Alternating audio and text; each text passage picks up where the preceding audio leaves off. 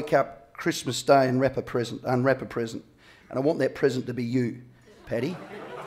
Now, you're listening with me? Now, I'm listening. Now, I want to unwrap it and see those big pearly whites in that top. Now, I have heard... You've heard a whisper? I have heard a whisper. We nestled in together a bit earlier. You've got an announcement. You have an announcement for me. Do I? Well, my heart is racing. You might as well share it with the FIVEaa crowd. You have an announcement, and don't do this to me, Paddy. You said, Rowey, I've got an announcement. I thought you had an announcement to something that you'd signed for.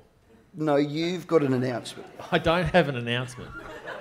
No, yes, you have got an announcement. Well, it's like a game of tennis, I have signed something, but it's not something you're thinking about. So what have you signed? You got me all flustered out the back that you've signed. They were your words, and it's not the contract. So what is it? Don't tell me it's that North Bank boat. I've got a new boat. Oh, please. Now, let me tell you, this North Bank, Christie's Beach Marine, is quite fantastic. I went out there. Paddy's boat's getting built. It's a golf boat. It ain't a boat for Torquay and those Nancy waters that you got out there, Paddy. I don't think you can launch it up This is a golf Torquay. boat. It is a good golf boat by a very good local manufacturer. I think you're in the market as well, aren't you? Well, we might leave that there because there's such thing as commercial agreements on air and cash for comments. Fair enough. Yeah, at times I suppose it's a bit of a competition between Scotty Thompson and myself, and we end up fighting for the same ball. But I suppose that's my role within the side, along with Tomo. So, where I suppose the ball's inside to feed it out to our outside runners. You've been probably the most scrutinised player, certainly in South Australia this year, and maybe even the AFL. And I guess at the start, a lot of people said, with all this speculation, it's going to be difficult to perform at your peak. How have you been able to, compartmentalise the outside pressure with just the ability to perform? Well, I think that's what you have to do. You have to compartmentalise it. You have to break down, I suppose, different parts of your life, football, home life, decision-making with what happens next season. But once you get to the footy club, nobody really cares. They care about you, putting in the effort that's required to prepare yourself for the season ahead. So that's how I've approached the season, and that's how I've approached most seasons, to be honest. And the club this year, in terms of the way you started, first 4 games, jumped out of the blocks, had a couple of flat games through the middle, and then, of course, it's been a little bit of uncharted territory and then finished really strongly. Are you happy with the momentum that you've got at the moment, sort of, I guess, going into the biggest game of the year? Yeah, it is the biggest game of the year, certainly for us. Look, we've played some really good footy throughout the season. I suppose the knock on us early, we played against the Kangaroos, who played finals last year, but at different stages hadn't really beaten a side that was above us. But we're able to do that in the second half of the season. We've really built up some momentum, played really good football against West Coast. But within that, we've also played some really poor footy. So for us, it's been limiting that poor footy and just building that momentum throughout the season. And we've been able to do that throughout the last 6 weeks, which has been pleasing. Yeah, and that's something that we haven't done for quite a while. We haven't played below our best, but still won. I think that's the sign of an improving team, which I think we are. So to be smashed in clearances, which is certainly not how we want to play footy, and to really lose the count in terms of inside 50s was disappointing. But I think it certainly proves a massive upside for us this weekend against a quality side with Hawthorn, because I think if we can improve those areas, it'll go a long way to us really challenging and hopefully winning the game.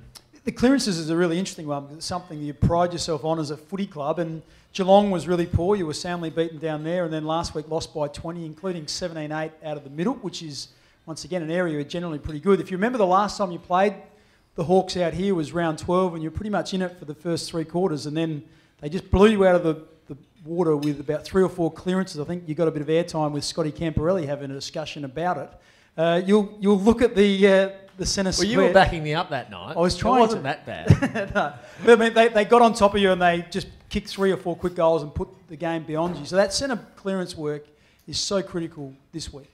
It is, and I think it's become really vital the last couple of seasons, because if you win it out of the centre clearance, you're able to lock the ball inside your forward 50, or it gives you a chance to lock the ball inside your forward 50, and then really press hard and try to play the game in your forward half. So we haven't been able to do that the last couple of weeks, and prior to the previous 2 weeks, we've been the best in the AFL in terms of our stoppage differential out of the centre. So that'll certainly be an important part of our game this weekend, because while we have a really improving backline, it is still very young. So we have to make sure that we're giving Eddie and our other forwards really good service, because I think with the 6 teams that are left, it's arguably the most potent forward line in the competition.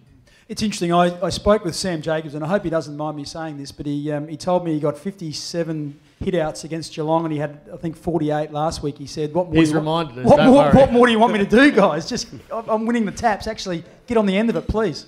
Yeah, he did say that actually after the game. Any danger of actually winning the clearances, I'm putting it down your throat. So, look, he's had an unbelievable season, been incredibly unlucky, in my view, to miss out on the 40 for All-Australian.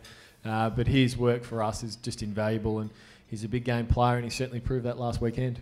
How's Campo changed, if at all, since he's been driving the bus? He's probably been calmer in the head seat. Bix would probably attest to this, that he can get certainly wired up as an assistant, but he's been very measured, very reserved, and he's been really impressive as that senior head. Any man conversations? He had a couple with you. He loves these man conversations. I've known Campo for 6 years, so we've had plenty of man conversations along the road. And, he's been incredibly impressive in the role that he's undertaken in the second half of the season, and he's certainly taken to that role, that's for sure. And tell us about Woosha. How he's a calming influence as well, isn't he? Yeah, he certainly is. He's obviously experienced finals footy. He's very dry and witty. He's cracked a few jokes in a few meetings, which the boys certainly appreciate, because... Not dad jokes like Biggs. He's not taken over from Biggs. No, they were funny, so they were funny. That rules me out. But you see Woosha from outside and you think he looks like a really serious character, but it's nice to see that personality come out after he's been here for a while. Excellent. Just one final one. The Hawks this week, I guess it's a massive game. It's a team that whilst you've performed strongly against them, you haven't really been able to get over the top of them. What's the secret to just take that next step? Yeah, I think the last time that we beat them was our 20-year anniversary. I think we won by 20 points, and that was round one. I think, was that your first year as coach? Oh, it might have been the year after, 2010 it was. Righto. So you didn't orchestrate it. No, look... I'm happy to take credit for it. We've got really close, but we haven't been happy with those results. It's great to get close to the premiers, because that's where everyone sees the level that they play at. You think if you lose by a couple of goals, then you've done really well. But the reality is, if you don't win the game, it really does mean quite little. So for us, it's do or die. They've been the September specialists for a long period of time, but we go out this weekend with nothing to lose, everything to gain, and we're really confident heading into this week.